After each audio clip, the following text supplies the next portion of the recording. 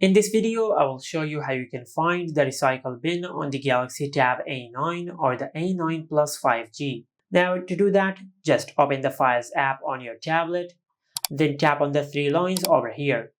After you open this menu, then just scroll down, and at the bottom of the menu, you will find the option of Trash.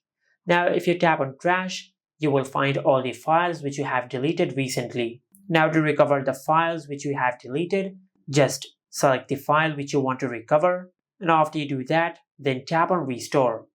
And once you do that, you will restore the selected file back to your tablet.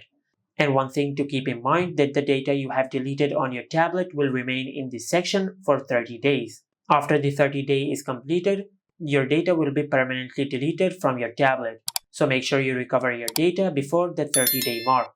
And this is how you can find the recycle bin on the Galaxy Tab A9 or the A9 Plus 5G. Make sure to like, comment, and subscribe. Thank you for watching.